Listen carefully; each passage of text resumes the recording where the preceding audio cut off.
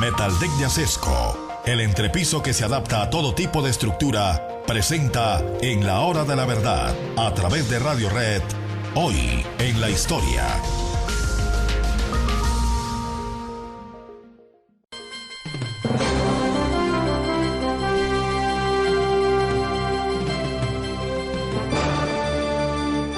Era el 2 de septiembre de 1792. El rey ya estaba preso. El pueblo estaba enardecido. No había sino que estimularlo para hacer lo que hizo en aquellos días que van del 2 al 6 de septiembre de 1792. Cuando se habla de la Revolución Francesa se habla de libertad, de igualdad, de fraternidad, pero nadie recuerda sus horrores. Y entre todos los horrores de la Revolución Francesa, todavía más, mucho más, que la famosa guillotina que recorría las calles de París cargando por centenares y por miles los desgraciados que eran acusados y condenados y acusados y condenados por un tal Comité de Salud Pública, que no era sino la venganza de los enemigos de los acusados de ser monárquicos y que formaban parte de la aristocracia del pueblo francés de entonces, y que ese aparato estaba en marcha. La historia de los girondinos, que es la historia de la tragedia de quienes por debilidad condenaron a muerte a Luis XVI. Para muchos historiadores, uno de los reyes, y no el rey más pulcro y más decente que hubo en la historia de los capetos. Luis XVI era definitivamente un buen hombre, pero había que llevarlo a la guillotina. Y María Antonieta nunca cometió un delito contra el pueblo de París, pero bueno, contra el pueblo de Francia. Pero bueno, había que saciar al pueblo de sangre, y eso fue lo que ocurrió el 2 de septiembre de 1792. ¿Qué fue? Los más recalcitrantes, los más feroces del pueblo lo arengaron y le dijeron: no, es que esto tiene que ser con audacia, esto tiene que ser con sangre. Y sonaron las sirenas y sonaron las alarmas y convocaron al pueblo de París para una gran gesta que no se sabía cuál era. ¿Cuál era? Pues ahí estaban bandidos como Maillard y como Billaud-Varenne, que sí sabían qué era lo que había que hacer. Se dirigieron primero a la alcaldía, lo que se llama la mairie de París, y allá se habían refugiado 80 sacerdotes. Los sacaron a la fuerza de la alcaldía de París, se los llevaron, los hicieron bajar después de los coches tirados por caballos que los conducían. Algunos trataron de oponerse, los sacaron a la fuerza y los asesinaron a los 80 sacerdotes. Pero ese era apenas el comienzo. Luego se dirigieron a las cárceles, y en las cárceles montaron una orgía de sangre.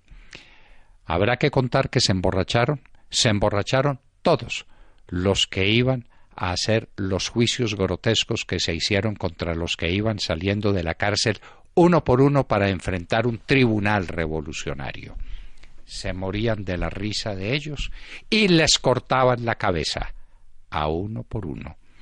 Entre esas cárceles estaba la cárcel de la Abadía de la B, y en esa cárcel estaban los suizos que habían defendido el palacio en las jornadas del 10 de agosto. Y les dijeron: ustedes fueron asesinos del pueblo. Nosotros estábamos cumpliendo órdenes. Aquí está la sentencia del Tribunal Revolucionario.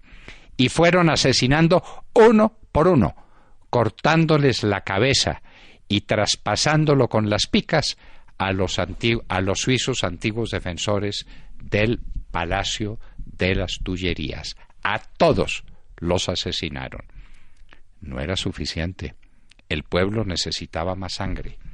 Y fueron al Carme, o Carmen, donde estaban refugiados 200 sacerdotes y un arzobispo, el arzobispo de Arles, Pues sí, señor, se fueron al Carme y fueron sacando uno por uno a los 200 sacerdotes y los asesinaron a todos. Un pueblo borracho, embriagado, lleno de odio contra los sacerdotes. ¿Cuál había sido su delito? Que no habían emitido el juramento, le serment, se dice en francés, el juramento de apoyo a los revolucionarios, que era renegar de la religión católica y de su dependencia del Papa. Pues los asesinaron, señores, a los 200 y al arzobispo. La ordalía de muerte continuó. Y continuó entre el 2 y el 6 de septiembre, principalmente en las cárceles donde estaban los nobles, la nobleza que estaba reunida en esas cárceles. Y los fueron sacando uno por uno. Y los fueron juzgando a uno por uno, y a uno por uno le fueron cortando la cabeza. A nobles, hombres y mujeres. Asesinaron princesas, condesas, cómo se burlaban de ellas y cómo buscaban si tenían todavía alguna alhaja para quitárselas. Eran verdaderas ordalías de sangre. Pero óigame casos como este. Una mujer valerosísima a cuyo padre lo iban a asesinar, se lanzó a proteger a su padre y a decir: él no ha cometido ningún delito. ¿Quiere decir eso que usted está dispuesta a defender con sangre la vida de su padre? Estoy dispuesta a todo. Entonces llenaron un cáliz de la sangre de los que habían asesinado y la obligaron a que se bebiera el cáliz de sangre. Sí, señores, así como suena, y le perdonaron la vida a su padre. A otra, que fue igualmente valerosa, también la perdonaron y le perdonaron la vida a su padre sin necesidad de que se bebiera la sangre de los que habían sido asesinados. Del 2 al 6 de septiembre. Cuando se habla de la Revolución Francesa, se habla de la gloria de la Bastilla. Se habla del derrocamiento del antiguo régimen. Se habla de muchas cosas, pero no se recuerdan estos días atroces, los más atroces que vivió no el pueblo de París, ningún pueblo del mundo, cuando una orgía de borrachos se desató para asesinar en las puertas de las cárceles a toda la nobleza, a todos los que estaban encarcelados por la sospecha de ser monárquicos. Eso no lo cuenta la historia con frecuencia, porque es la mayor vergüenza que vivió pueblo alguno y la mayor vergüenza de la Revolución Francesa. ¿Qué hacían entonces los los jacobinos, y qué hacían todos los promotores Danton, los promotores de esta cosa tremenda que se desató y que superó con mucho lo que ellos hubieran querido? Guardar silencio hasta que no estuvo saciado de sangre este pueblo francés, esta parte la más oscura del pueblo francés. Las cosas no pararon. ¿Cuántos asesinaron? Nunca se sabrá. No lo precisa la historia. Fueron centenares y millares. En esos juicios tan sumarios como ustedes pueden suponer, de unos borrachos que a las puertas de las cárceles condenaban a muerte a todo el que salía por ellos. Del 2 al 6 de septiembre de 1792 se cometieron estos horrores en nombre de la libertad, de la igualdad y de la fraternidad.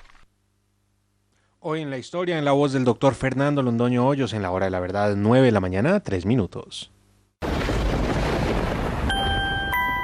La familia Ramírez duerme tranquila porque su techo está bien hecho.